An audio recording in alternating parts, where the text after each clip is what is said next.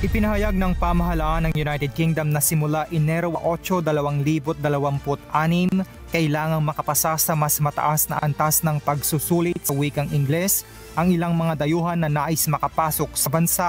Kabilang dito ang mga aplikante para sa Skilled Worker, Scale-Up at High Potential Individual o HPI visas. Ayon sa bagong patakaran, ang mga aplikante ay kailangang umabot sa B2 level ng English proficiency na isang antas na mas mataas kaysa sa kasalukuyang B1 na katumbas ng GCSE. Ang B2 ay katumbas ng A-level na antas kung saan inaasahan ang mga aplikante na makapagsalita, makinig, magbasa at magsulat ng Ingles ng malinaw, detalyado at may kumpiyansa. Ang mga aplikante ay sasailalim sa in-person testing mula sa mga Home Office approved providers bilang bahagi ng proseso ng visa.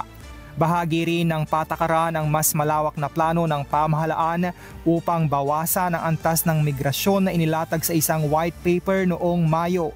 Kaya tinatayang makababawas hanggang 100,000 migrante kada taon kapag naisakatuparan na ito. Ayon naman kay UK Home Secretary Shabana Mahmood, dapat matutunan ng sinumang nagnanais makapasok sa United Kingdom ang kanilang wika at makibahagi sa kanilang lipunan.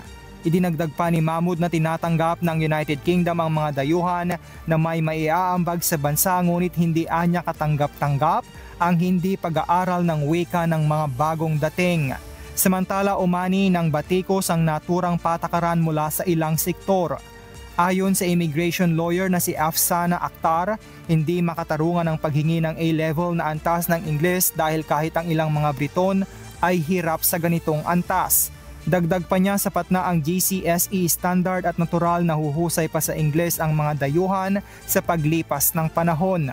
Sa kabilang banda, maari namang makaapekto ang bagong English requirements sa mga middle-skill jobs kung saan hindi laging kinakailangan ang mataas na antas ng Ingles ayon sa Migration Observatory ng University of Oxford. James Hilario, humahataw sa Balita Ngayon.